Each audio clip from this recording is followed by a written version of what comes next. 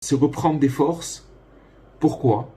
Pourquoi il nous dit de reprendre des forces? C'est facile, on va dire, ah oui, mais alors, on reprend des forces, mais quand ça m'arrive, c'est pas évident. Parce qu'il y a une seule vérité. Et cette vérité, il faut y croire, parce que le juste authentique, il l'a dit, il l'a répété, il l'a crié, et par ses élèves, il le dit, par ses livres, il le dit, c'est que le désespoir n'existe pas. C'est juste car le désespoir n'existe pas. Par le fait que le désespoir n'existe pas, ça veut dire que ça nous permet de reprendre des forces. Mais maintenant, quand vous dites à quelqu'un le désespoir n'existe pas, et que la personne, elle entend cette parole, elle entend cette phrase, le désespoir n'existe pas, ben, qu'est-ce qui va se passer? Il va commencer à éveiller en lui des pensées négatives. Ah oui, mais c'est facile. Comment le désespoir n'existe pas? Regarde ce qui m'est arrivé. Regarde, telle personne, elle est malade. L'autre, il lui est arrivé ce truc. Voilà ce qui se passe dans le monde. Et vas-y, vas-y. Il va amener toute une série de preuves, soi-disant preuves, que oui, il y a du désespoir. Alors là, il vient un fait, une chose, c'est que, très importante, c'est que, à ce moment-là, c'est toute la différence, elle est là. Est-ce qu'il prend cette parole au sérieux?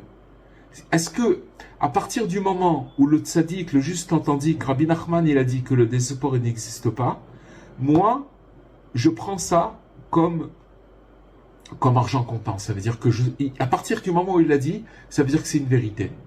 Maintenant que moi, je suis pas dans cette vérité, que j'arrive pas à comprendre comment ça marche, que je me casse la figure à chaque fois, ça c'est un autre problème.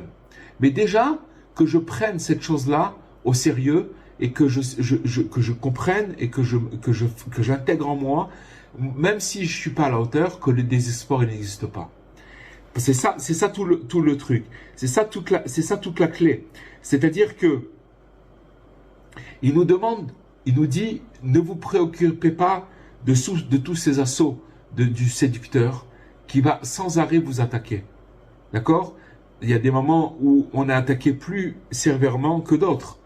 Et ça, c'est dans un autre endroit, il explique que, tout simplement, que l'esprit de l'homme, des fois, il est large, et des fois, il est rétréci. Mais en général, l'attaque, elle est toujours là. Mais on va dire que quand un homme, il a un esprit large, alors l'attaque, elle l'atteint pas que quand il a un esprit rétréci. Quand il a un esprit rétréci, si vous voulez, l'attaque, elle est toujours là. On est toujours attaqué.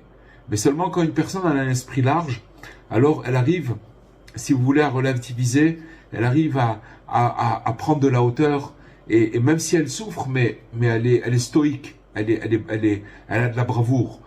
Alors que quand une personne, elle a la même attaque dans un esprit rétréci, elle peut perdre les pédales.